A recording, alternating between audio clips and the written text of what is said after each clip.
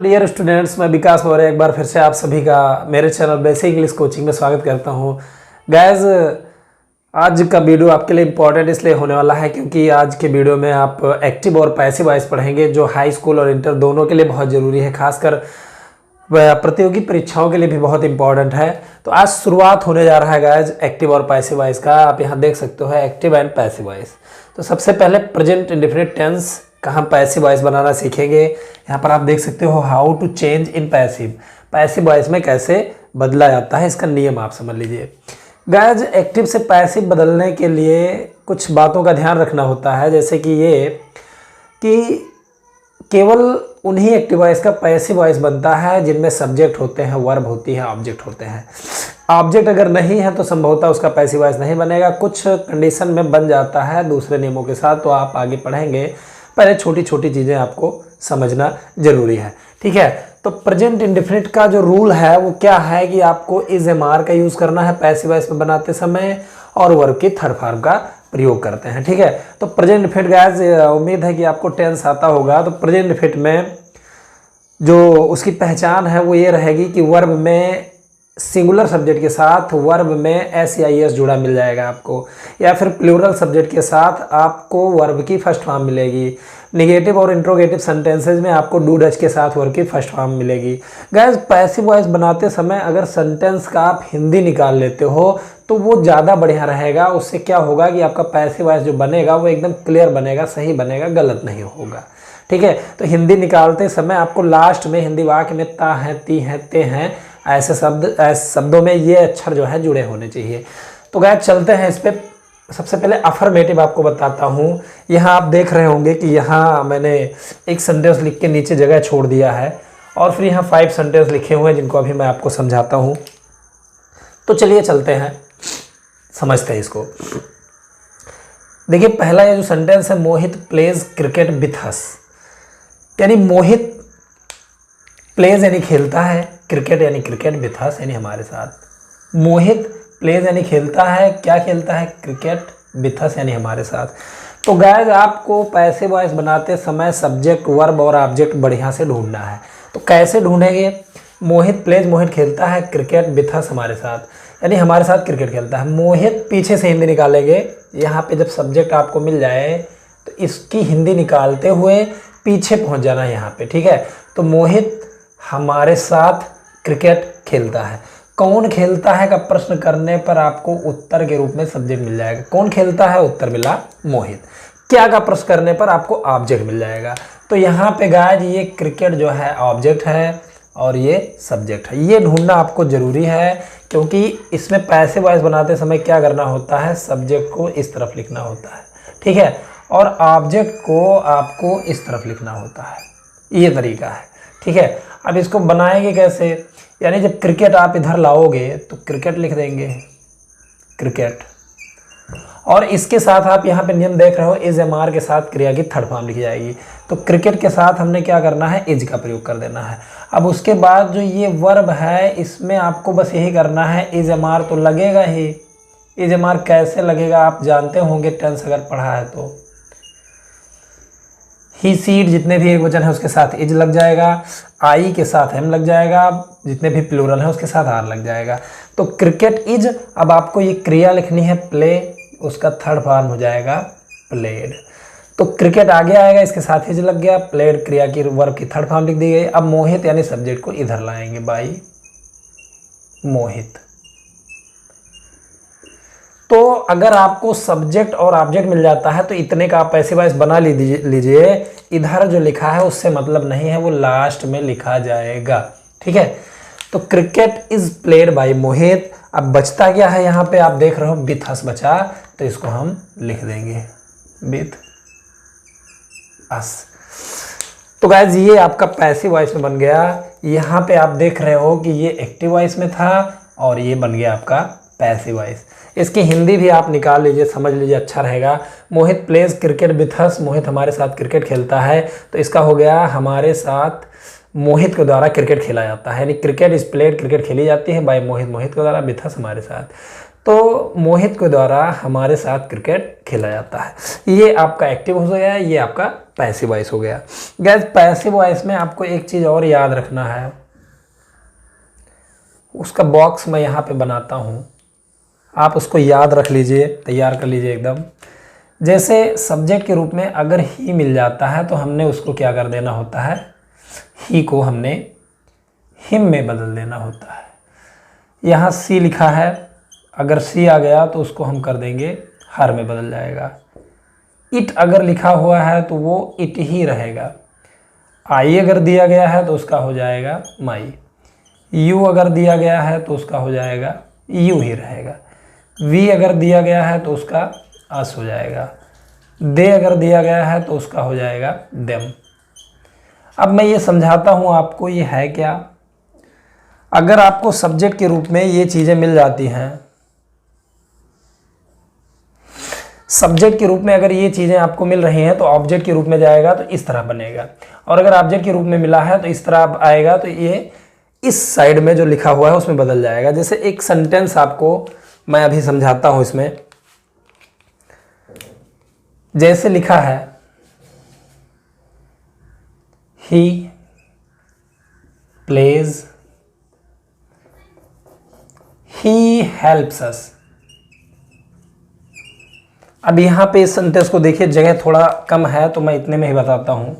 ही यानी वह, हेल्प्स यानी सहायता करता है, अस यानी हमारी। तो गाइस आप देखो यहाँ पे ही हेल्प्स अस, वो हमारी सहायता करता है, तो नियम के अनुसार ये चीज़ें इधर हो जाएंगी और ये इधर हो जाएंगी।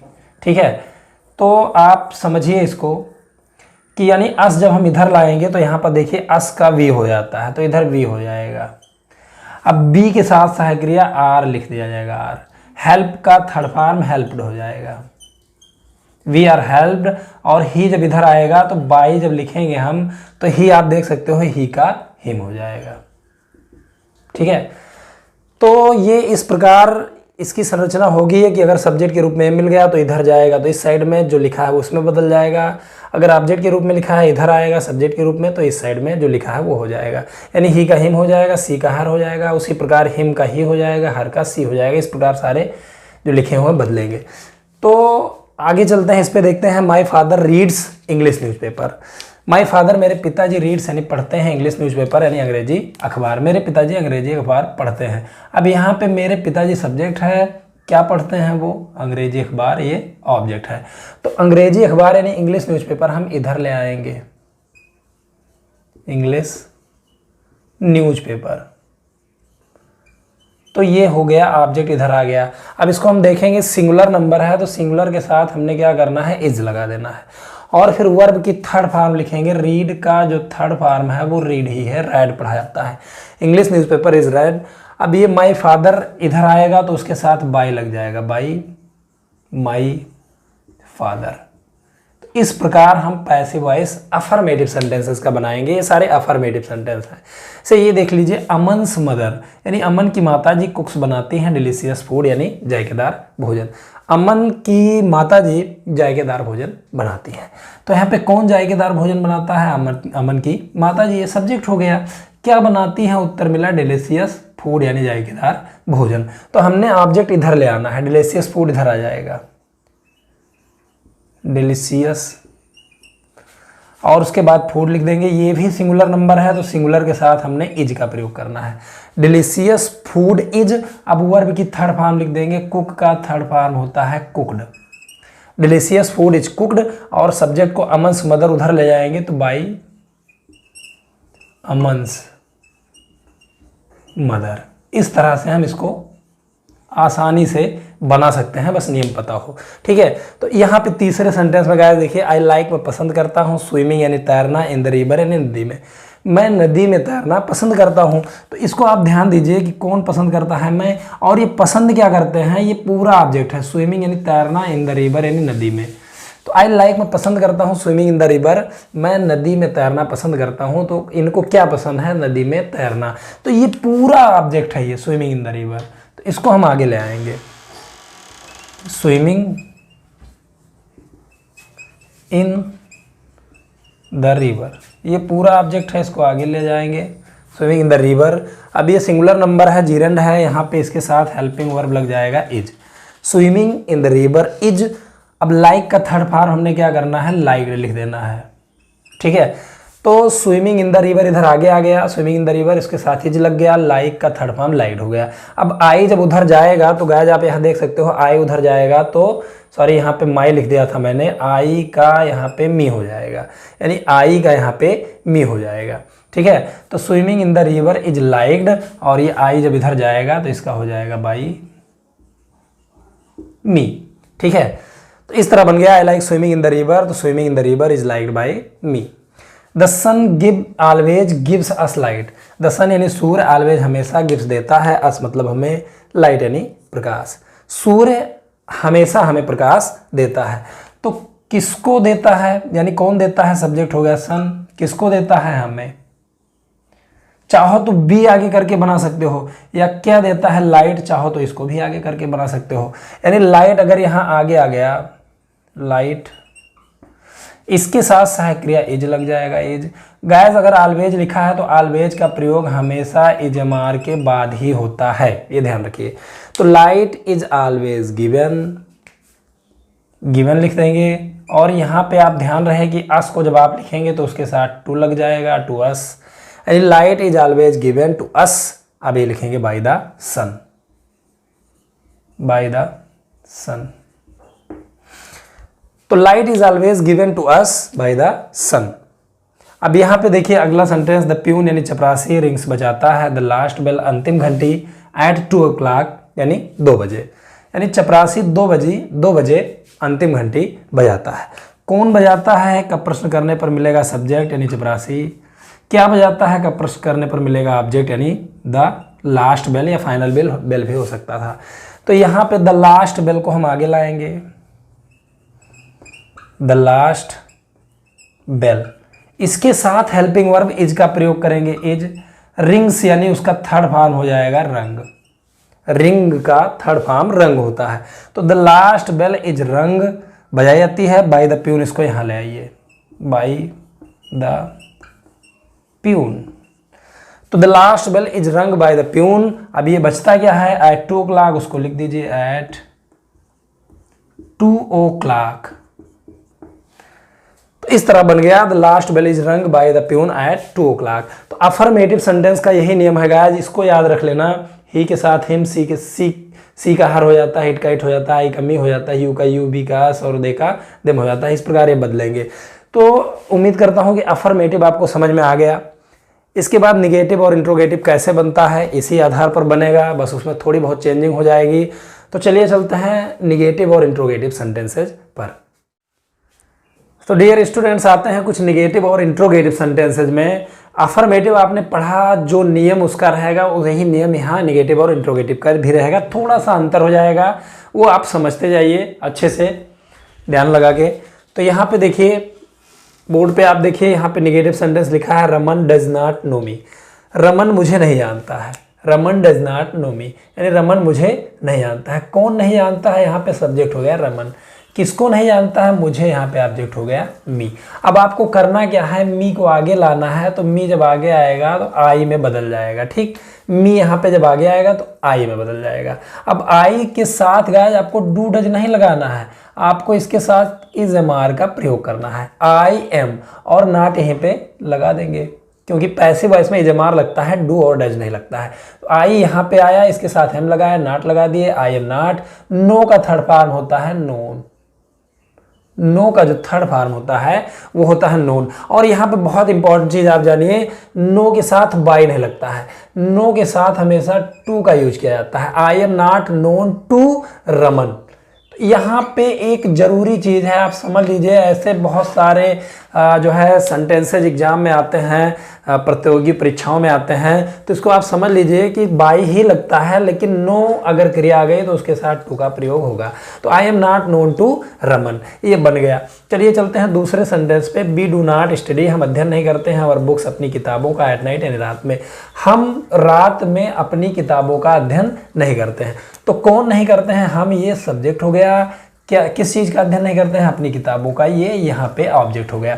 तो गाइज आपको क्या करना है, ऑब्जेक्ट आगे ले आना है, यानी आवर बुक्स, आवर बुक्स। अब ये प्लूरल नंबर है तो इसके साथ डू डज का प्रयोग नहीं होगा बल्कि आर का प्रयोग होगा, क्योंकि ये प्लूरल नंबर है तो इसके साथ आर लग जाएगा। बस आपको नॉट का यूज कर देना है। Our books are not study का थर्ड फॉर्म हो जाएगा studied. Our books are not studied. अब पहले यहां पे सब्जेक्ट को हम यहां बाई से जोड़ देंगे, बाई अस। तब हम ये लिखेंगे रात में, तो इसके लिए हमें लास्ट में इसको लिख देना है एट नाइट। तो ये एक्टिव वॉइस है, we do not study our books at night, तो इसका हो गया our books are not studied by us at night. यानी इधर उधर करना, जो प्रोसेस है, इसको इधर करना उसको उधर करना, वही नियम रहेगा। बस ध्यान रखिएगा कि एक्टिव वॉइस में डू नॉट डज नॉट लगता है, लेकिन पैसिव वॉइस में आपको is am are plus not का यूज करना है, पैसिव वॉइस बन जाएगा। चलिए चलते हैं इस सेंटेंस पे। इसमें नेवर का प्रयोग है, ये नेगेटिव है, इसमें डू नॉट डज नॉट का प्रयोग नहीं है क्योंकि नेवर के साथ होता भी नहीं है, लेकिन ये नेगेटिव सेंटेंस है। ही नेवर, वो कभी नहीं। अब्यूजर्स गाली देता है हिज फ्रेंड्स, यानी अपने मित्रों को, वो अपने मित्रों को गाली कभी नहीं देता है। तो कौन गाली नहीं देता है, वह सब्जेक्ट हो गया। किसको गाली नहीं देता है, अपने मित्रों को, ये ऑब्जेक्ट हो गया। तो ऑब्जेक्ट को आप इधर घसीट लाइए, हिज फ्रेंड्स इधर हो जाएगा, हिज फ्रेंड्स। अब इसके साथ गाइस आपको आर लिखना है क्योंकि पैसिव वॉइस में आर का यूज होता ही होता है। तो हिज फ्रेंड्स आर, अब यहाँ पे नेवर यहीं पे लग जाएगा, यानी नेवर आपको कहाँ लगाना है, हेल्पिंग वर्ब के बाद। तो his friends are never. Abuse का थर्ड फॉर्म आप लिख दीजिए अब्यूज्ड हो जाएगा। हिज फ्रेंड्स आगे आ गया, उसके साथ आर लिख दिए, फिर उसके बाद नेवर लगाए, अब्यूज का थर्ड फॉर्म अब्यूज्ड हो जाएगा। फिर सब्जेक्ट को आगे ले आइए, सब्जेक्ट यहाँ जब आएगा तो बाई ही का हो जाएगा हिम। तो ये बन गया he never abuses his friends, तो ये हो जाएगा his friends are never abused by him. तो इस प्रकार से हम पैसिव वॉइस बनाएंगे। आगे देखिए इंट्रोगेटिव सेंटेंस है गाइस। इंट्रोगेटिव में डू डज अगर आपको आगे मिलेगी तो पैसिव वॉइस भी उसका उसी तरह से बनेगा, बस आपको पैसिव वॉइस में इज एम आर आगे रखना है, डू डज नहीं रखना है, ठीक है। तो डू यू, क्या तुम, अगर डू डज आगे हो गया तो क्या लगाएंगे हिंदी के प्रारंभ में, क्या तुम रेस्पेक्ट यानी सम्मान करते हो योर पेरेंट्स, अपने माता पिता का, क्या तुम अपने माता पिता का सम्मान करते हो। तो कौन सम्मान करते हो तुम, ये सब्जेक्ट हो गया। किसका सम्मान करते हो, अपने माता पिता का, ये ऑब्जेक्ट हो गया। अब गाइस ध्यान से देखिए, योर पेरेंट्स जब आगे आएगा तो जैसे डू उसके साथ आगे लिखा है यू के साथ, वैसे योर पेरेंट्स के साथ आपको पैसिव वॉइस में आर आगे करना पड़ेगा।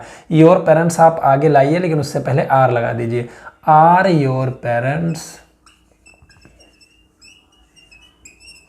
Are your parents. अब पहले क्रिया की आप थर्ड फॉर्म लिख दीजिए, रेस्पेक्ट का थर्ड फॉर्म हो जाएगा रेस्पेक्टेड, ठीक है। तो आर योर पेरेंट्स रेस्पेक्टेड, और सब्जेक्ट को हम इधर लाएंगे तो ये बाई यू हो जाएगा। तो आप इसको समझिए, do you respect your parents, are your parents respected by you. इस तरह से हम पैसिव वॉइस बनाएंगे। चलिए इस पे समझते हैं। Doesn't the cow eat green grass. Doesn't the cow, क्या गाय ईट नहीं खाती है ग्रीन ग्रास यानी हरे घास, क्या गाय हरा घास नहीं खाती है। तो आपको क्या करना है, सब्जेक्ट ढूंढना है, कौन नहीं खाती है, उत्तर मिला गाय। क्या खाती है, उत्तर मिला हरा घास।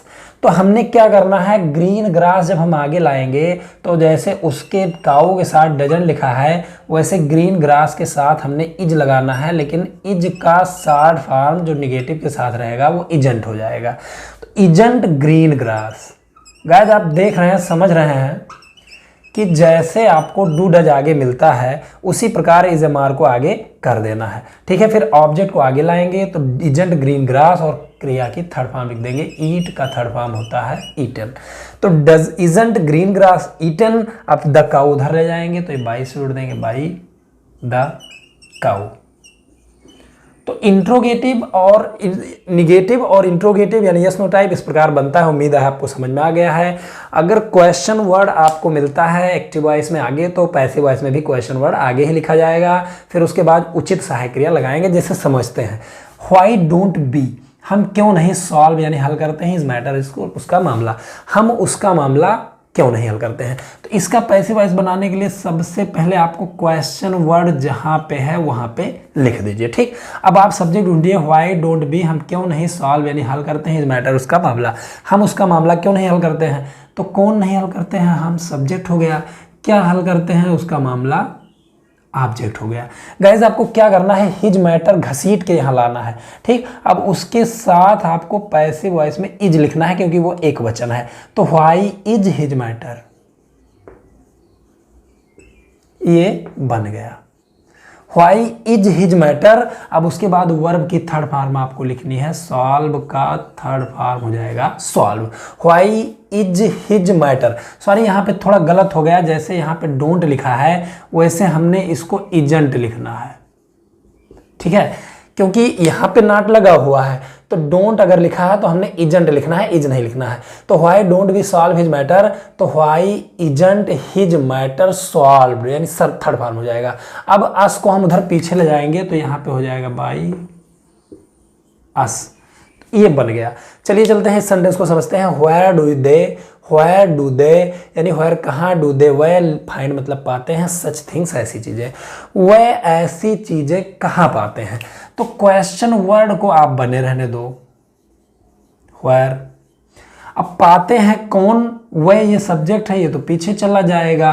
क्या पाते हैं, सच थिंग्स, ये ऑब्जेक्ट है, इसको आगे ले आइए। सच थिंग्स आगे लाएंगे तो उसके साथ आर लगेगा क्योंकि वो प्लूरल नंबर है। व्हेयर आर सच थिंग्स,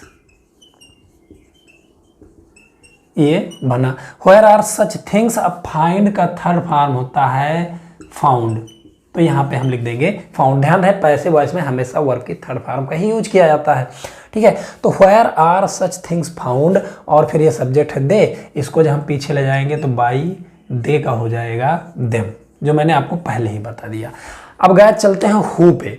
अगर active voice question word who से शुरू हो रहा है तो उसका एक दूसरा नियम है, ये बहुत इंपॉर्टेंट है, परीक्षाओं में, प्रतियोगी परीक्षाओं में बहुत आता है। तो इसको आप समझिए, हु के साथ सब्जेक्ट नहीं होता, पहले इसको समझते जाइए। हु यानी कौन, कैच पकड़ता है, द बॉल यानी गेंद को प्रॉपरली यानी सही से, गेंद को सही से कौन पकड़ता है, हु ही सब्जेक्ट होता है और कोई सब्जेक्ट नहीं होता है। तो इसका पैसिव वॉइस बनाने के लिए आपको क्या करना है, हु का कर देना है बाई हुम, हु का क्या करना है, बाई हुम कर देना है। अब उसके बाद यहाँ पे द बॉल लिखा है, बाई हुम हो गया, इसमें सब्जेक्ट नहीं होता है इसलिए ऑब्जेक्ट को आगे ले आते हैं हम। बाई हुम, द बॉल जब आगे आएगा तो इसके साथ सहायक क्रिया लग जाएगा इज, क्योंकि वो एक वचन है। बाई हुम इज द बॉल, बाई हुम इज द बॉल, और इसको जब हम इधर ले जाएंगे तो क्रिया की इसकी थर्ड फॉर्म लिख देंगे, कैच का थर्ड फॉर्म हो जाता है काट।